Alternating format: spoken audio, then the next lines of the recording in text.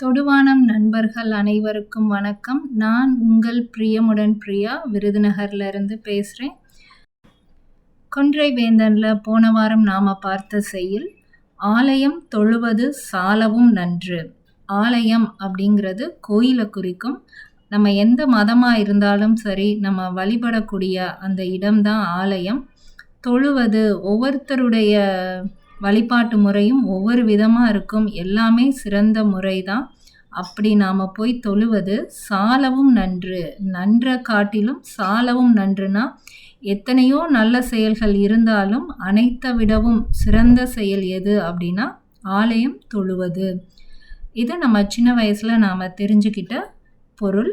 அடுத்து நமக்கு ஒரு மனப்பக்குவம் வரும்போது, ஆலயம் அப்படிங்கிறது கோயில். கோயிலுங்கிறது வேறு எங்கேயும் கிடையாது. நம்மளுடைய உடல் தான் மிகப்பெரிய கோயில். அந்த கோயிலுக்குள்ளே தான் இறைவன் இருக்கார். இறைவனை நீ எங்கேயும் தேடி செல்ல வேண்டியதே இல்லை. உன்னுடைய உடலை நீ ஒழுங்காக பராமரித்து உடலை பாதுகாத்துக்கிட்டேனாலே போதும், உள்ளே இருக்கிற இறைவனை நீ பார்க்க முடியும்.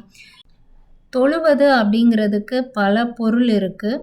நம்ம சாமி கும்பிடுறது மட்டும் தொழுவது கிடையாது. நம்ம அந்த காலத்தில் வீடை தூய்மைப்படுத்துவதையும் தொழுதல் அப்படின்னு தான் சொல்லுவோம். நம்ம உடலை தூய்மைப்படுத்தி மனதையும் தூய்மைப்படுத்துறது, அக தூய்மை புற தூய்மை இரண்டையும் சரிவர செய்கிறதும் தொழுதல் தான். அப்போ இந்த உடலையும் மனதையும் நாம் சரியாக தொழுது வைத்தோம்னா உள்ளே இருக்கக்கூடிய இறைவனை நம்மளால் அடைய முடியும். இந்த உடலையே நம்ம கோயிலாக பார்க்க முடியும். இதுவும் ஆலயம் தொழுவது சாலவும் நன்று அதற்கான பொருள். இன்னும் கொஞ்சம் ஆழமாக அதை நம்ம பார்த்தோம் அப்படின்னா, ஆலயம் அப்படிங்கிறத நம்ம ஆ கூட்டல் லயம் அப்படின்னு பிரித்துக்கலாம். ஆ அப்படிங்கிறது பசுவை குறிக்கும். பசுவாகிய இந்த ஆன்மாவையும் ஆ அப்படிங்கிற எழுத்து குறிக்கும். லயம் அப்படின்னா லகித்து போகிறது, ஒன்னோட ஒன்றா இணையிறது. அந்த பாட்டில் நான் லகிச்சிட்டேன் அப்படின்னு சொல்கிறோம் இல்லையா. லயம் அப்படின்னா இணையிறது. நமக்குள்ளே இருக்கக்கூடிய அந்த ஆன்மா கூட நாம் போய் இணையிறது அப்படிங்கிறதும் ஆலயம் அப்படிங்கிற சொல் குறிக்கும்.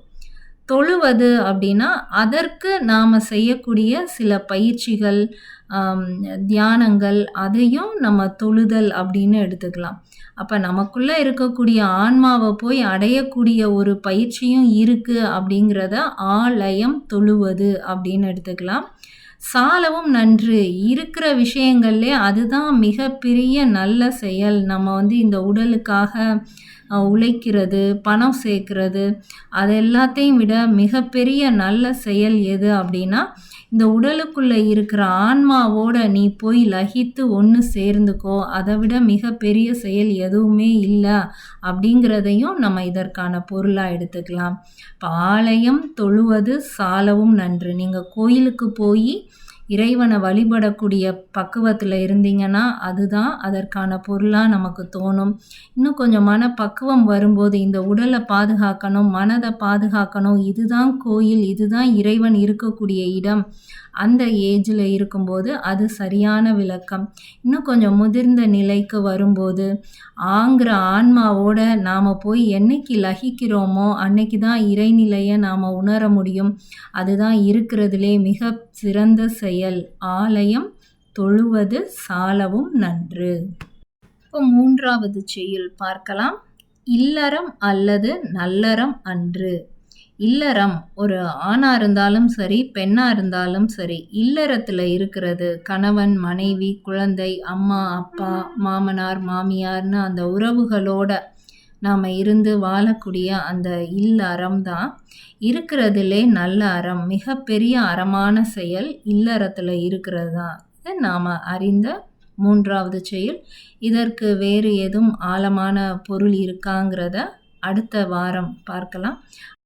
அதுவரை சிந்தித்து இணைந்திருப்போம்.